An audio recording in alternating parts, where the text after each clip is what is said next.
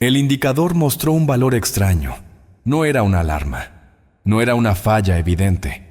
Era solo un número que no encajaba del todo. Alguien lo vio. Lo pensó por un segundo.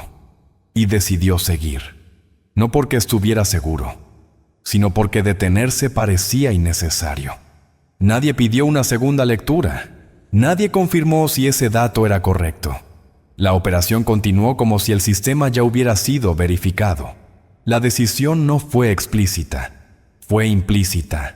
Algo no cuadraba. No lo suficiente como para justificar una pausa formal.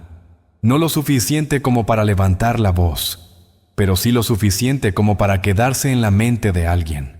Había una discrepancia, pequeña, ambigua, fácil de explicar de varias maneras. Y al menos una de esas explicaciones permitía seguir avanzando sin cambios. Esa fue la que se eligió. Hasta ese momento, todo parecía estable. Los procedimientos se habían cumplido. Las pruebas previas habían dado resultados aceptables. El equipo confiaba en el sistema y en los protocolos que lo respaldaban. Era un entorno donde los datos importaban, pero también era un entorno donde cuestionar los datos tenía consecuencias. Cuestionar implicaba retrasar. Retrasar implicaba justificar. Y justificar implicaba admitir que algo podía no estar funcionando como se esperaba. La presión no era explícita, pero estaba presente. Había plazos, había expectativas, había una necesidad constante de avanzar. En ese contexto, confirmar de nuevo parecía exagerado. El indicador no estaba fuera de rango, solo estaba raro. Y lo raro, cuando no es claramente peligroso, suele normalizarse rápido. La decisión fue seguir observando, no detener, no corregir, solo avanzar y ver qué pasaba. Ese tipo de decisiones parecen prudentes en el momento. No generan conflicto, no rompen el flujo, pero desplazan el problema hacia adelante. La información siguió llegando. Nuevos datos, nuevas lecturas. Algunas reforzaban la idea de que todo estaba bien. Otras mantenían la sensación de que algo no terminaba de encajar. Cada dato ambiguo se interpretó a favor de la continuidad. No porque fuera la única lectura posible, sino porque era la más cómoda. El sistema no mostró señales claras de falla, y eso reforzó la decisión inicial. Cuando un sistema no falla de inmediato, empieza a generar confianza. Y la confianza reduce la urgencia de confirmar.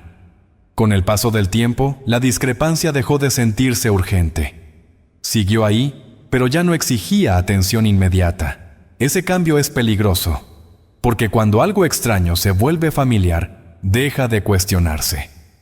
La secuencia avanzó. Cada paso se apoyaba en el anterior, y cada paso asumía que el dato original era suficientemente confiable.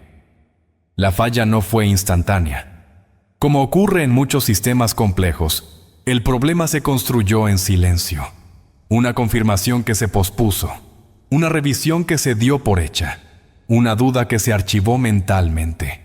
Nada de eso parecía grave por sí solo. El riesgo estaba en la suma. Hubo un momento en el que detenerse todavía era posible. No era sencillo, no era cómodo, pero era posible. Ese momento llegó cuando el indicador volvió a mostrar un valor inconsistente. No peor, no mejor, persistente.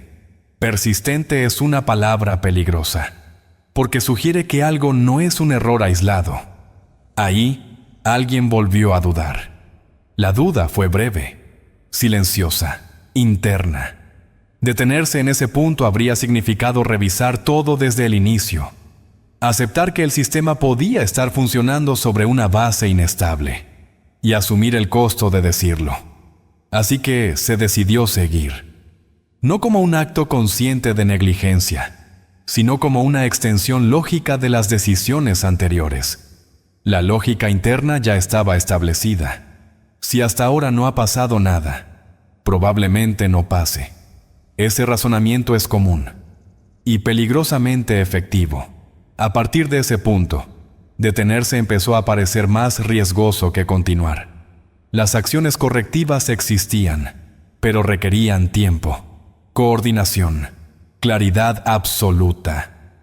Nada de eso estaba disponible.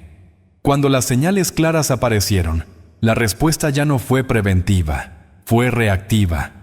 Y cuando un sistema entra en modo reactivo, ya está corriendo detrás del problema. Después vino el análisis. Se revisaron registros, secuencias, decisiones. El indicador original apareció una y otra vez, no como causa directa, sino como el inicio de una cadena. Los informes posteriores coincidieron en algo. La información estaba ahí. No era perfecta, pero era suficiente para justificar una pausa. Lo que faltó no fue tecnología, ni procedimientos, ni conocimiento. Faltó confirmación. En entrevistas posteriores, varias personas dijeron lo mismo. Pensé que ya lo habían verificado. Creí que no era importante. Asumí que alguien más lo haría. Nadie ocultó información. Nadie manipuló datos. Simplemente se decidió seguir sin confirmar. El sistema hizo exactamente lo que se le pidió.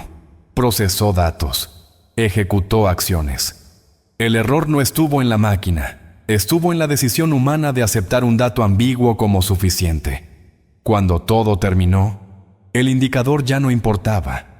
Importaba la secuencia completa de decisiones que permitió que siguiera siendo ignorado. La decisión central no fue equivocarse en una lectura.